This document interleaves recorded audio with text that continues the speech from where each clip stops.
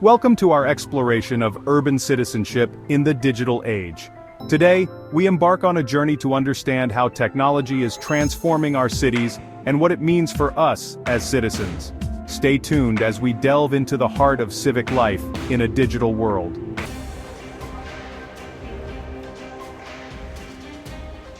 Hey everyone, welcome back to the All Walks Sociology channel. Today, we're diving into something that affects all of us, urban citizenship in our increasingly digital world. Our cities are transforming with technology, but what does that mean for us as citizens? How do we participate, belong, and make our voices heard? We're breaking it all down with insights from an article titled Urban Citizenship and Digital Citizenship, Public Spaces and Resistance. Trust me, this is going to change the way you see your city and your role within it. Absolutely, there's so much to unpack here. Right? Today we're tackling the big questions. How are people using technology to claim their rights in cities? And how is digital innovation reshaping our urban landscapes and the way we engage with them?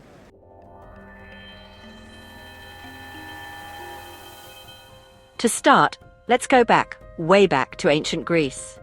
Picture the Agora, a bustling marketplace where people gathered to debate, trade, and connect. It was the heart of civic life. But here's the catch, it wasn't for everyone. The Agora excluded women, slaves, and non-citizens. It was a public space, but not an equitable one. Fast forward to today and we see a modern parallel. Online forums and social media have become our new Agoras, spaces for debate and connection, but they're not always accessible to everyone.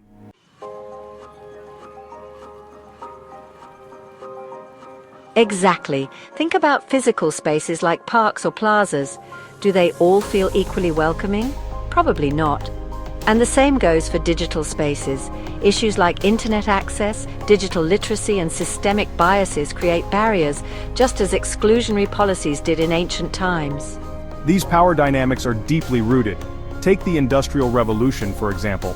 Urban spaces were designed with clear gender divides, confining women to the private sphere. These legacies persist today.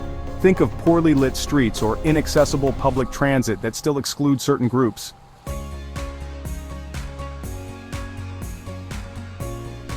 That historical context brings us to the present and a fantastic example, the Morris Justice Project in the Bronx.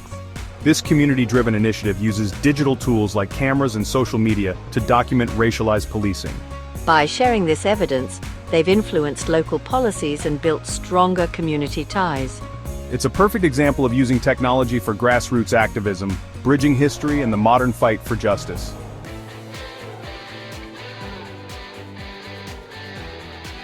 This connects to the idea of the right to the city.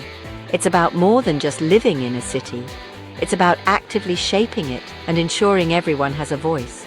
Movements like Black Lives Matter or Occupy Wall Street show how physical protests and digital campaigns combine to demand change.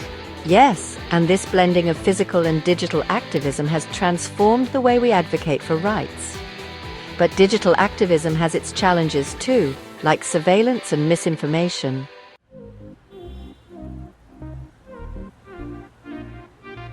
The pandemic made this even clearer. As we relied on digital spaces, the digital divide became more visible. Not everyone has the same access to technology or the skills to use it. And yet, people found ways to innovate. Take the Gezi Park protests in Turkey. When physical spaces were under threat, social media became their virtual agora, a platform for resistance and connection.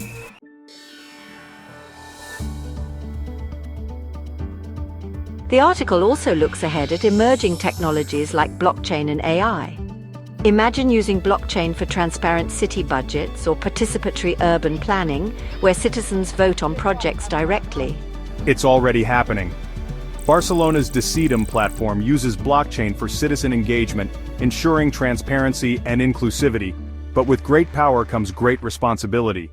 We need to address privacy concerns and establish ethical guidelines for these technologies.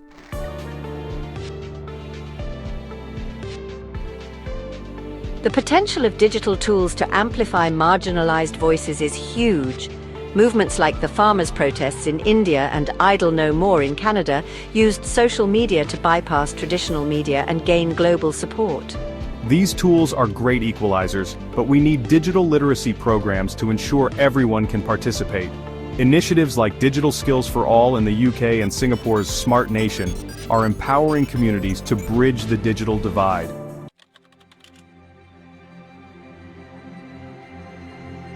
Digital literacy is about more than using devices.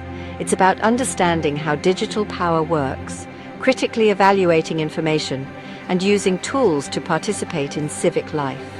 And digital inclusion ensures everyone has access to the internet and the skills to use it. Without this, the digital divide will only grow, leaving marginalized groups even further behind.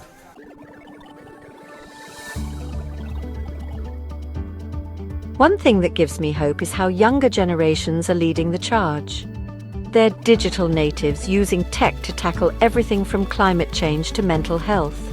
It's not just individuals. Communities worldwide are harnessing technology for resilience and sustainability, proving that digital literacy can empower entire neighborhoods.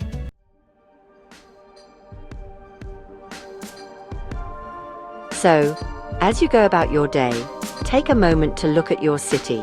How does technology shape your experience, and what can you do to make your community more inclusive and just? Great questions to reflect on. Thanks for joining us on this deep dive.